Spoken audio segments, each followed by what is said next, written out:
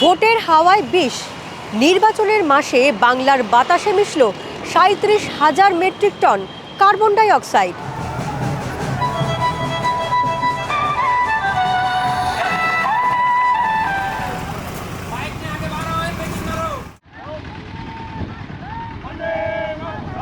দূষণের নির্বাচন না নির্বাচনের দূষণ, এবং এই যে ইলেকশন কমিশন অনেক রকম ফরমান দেয়, এটা করা যাবে না, ওটা করা যাবে না, অনেক কিছু। আমি একটা পিটিশন করেছিলাম হাইকোর্টে, এটা এখনও পেন্ডিং, যে ইলেকশন ম্যান্ডেটে এনভায়রনমেন্টাল নর্মসটাকে কম্পালসারি করতে হবে। এই যে গাড়ির মিছিল, বাইকের মিছিল, সাউন্ড পলিউশন, রাস্তা জ্যাম, হাজার হাজার লোক মিলে তারা পুরো রাস্তাটাই নির্বাচনী প্রক্রিয়াতে দখল হয়ে যাচ্ছে, সাধারণ মানুষ কমিউট করতে পারছে না। এটা নিয়ে একটা কোড অফ কন্ডাক্ট করো, এবং যারা নির্বাচনে পার্টিসিপেট করবেন সেই সমস্ত দলকে একটা হলফনামা দিয়ে আন্ডারটেকিং দিতে হবে যে তারা এটা মান্যতা দেবেন। যদি মান্যতা না দেন তাদের ইলেকশনে লড়ার রাইটকেই কেড়ে নিতে হবে।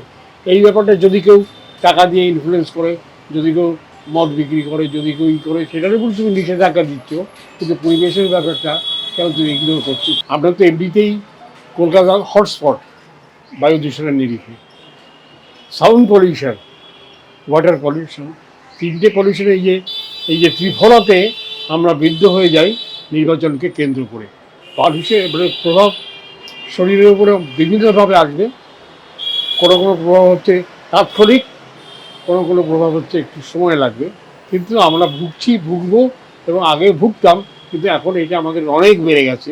এনভায়রনমেন্টাল কস্ট ইম্পোজ করা উচিত পলিটিক্যাল পার্টিদের উপর। এই ভোটে প্রতিটি বিধানসভায় প্রতিদিন গড়ে 100টি গাড়ি ব্যবহার হয়েছিল প্রচারের কাজে। বেশিরভাগ গাড়ি ডিজেল চালিত।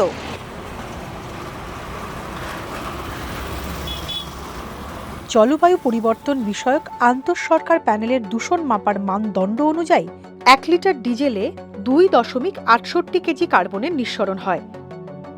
সে হিসাবে দিনে 15 লিটার ডিজেল ব্যবহৃত হলে 1 মাসে কার্বন উৎপন্ন হবে 1,20,600 কেজি। সেই অঙ্কে বাংলায় অতিরিক্ত কার্বন মজুত হয়েছে 35,000 মেট্রিক টন।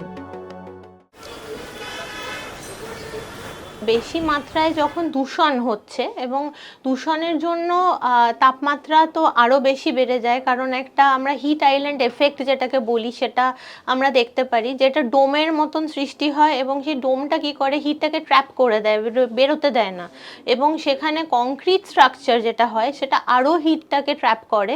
তো যত বেশি আমরা পলিউশন দূষণ দেখব, এবং এই যে আমরা কিছুদিন হলো দেখলাম যে নির্বাচনী প্রচারের জন্য প্রচুর আমরা গাড়ি ঘোড়া চলা, এবং সেখানে একটা ট্রান্সপোর্টেশনেরও ব্যাপার, প্রচুর র্যালিজ, এই যে জিনিসগুলো থেকে কিন্তু অতিমাত্রা একটা দূষণ তো মাত্রা বেড়েইছে, এবং সেখান থেকে কিন্তু একটা এই ডোম বা এই হিট আইল্যান্ড এফেক্ট একটা তৈরি হয়েছে। তো যার জন্য তাপমাত্রা এমনি যেহেতু বেশি রয়েছে, সেখান থেকে এটা আরও তার কিন্তু আমরা ফিল করব, যেটাকে আমরা বলি how we are feeling.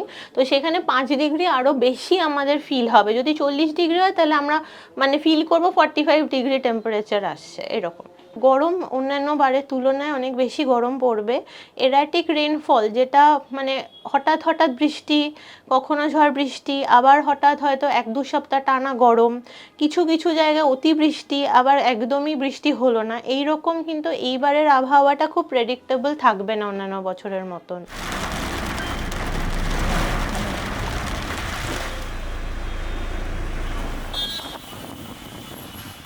2024 30 April পশ্চিম মেদিনীপুরের কলাইকুণ্ডা। তাপমাত্রা ছিল 47.2 ডিগ্রি সেলসিয়াস, এ যাবৎকালে রাজ্যের সর্বোচ্চ। একই বছরে এপ্রিল কলকাতার তাপমাত্রা ছিল 43 ডিগ্রি সেলসিয়াস, বিগত 50 বছরে যা সর্বোচ্চ। আর্দ্রতা এবং শুষ্ক হাওয়ার কারণে এই আবহাওয়ায় দহন আরও তীব্র হয়। হাওয়া অফিসের রেকর্ড অনুযায়ী পশ্চিমবঙ্গে সবচেয়ে বেশি গরম পড়েছে 1981 সালের মে মাসে। তাপমাত্রা ছিল 48.2 ডিগ্রি সেলসিয়াস, যার সবচেয়ে বেশি প্রভাব পুরুলিয়া, বাঁকুড়া, পশ্চিম বর্ধমান এবং ঝাড়গ্রামে।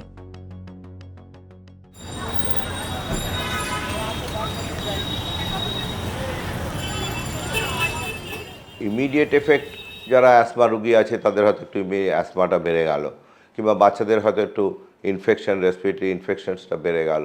আর লং টার্ম যে ক্ষতিটা হবে সেটা তো আপনি ইমিডিয়েট মেজার করতে পারবেন না, যে হ্যাঁ আমার এই পলিউশনটার জন্য আমার এই ক্ষতিটা হলো, তাহলে তো আমরা কম্পেনসেশন ক্লেম করতে পারতাম।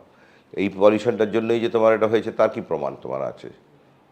তো সেই জন্য কখনো আমরা কোনো রাজনৈতিক দলের কাছে ক্লেম করতে পারবো না যে তোমাদের এই অ্যাক্টিভিটির জন্য আমাদের শিশুরা ভুগছে।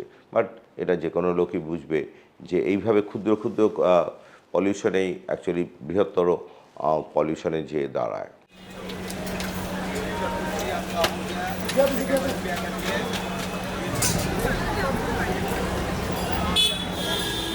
স্বস্তি দীর্ঘমেয়াদী করতে মেনে চলুন কিছু পরামর্শ। ছাতা রাখুন, রোদ এড়িয়ে চলুন, খাদ্যাভ্যাসে পরিবর্তন করুন আর অবশ্যই ঢিলে ঢালা পোশাক পরুন।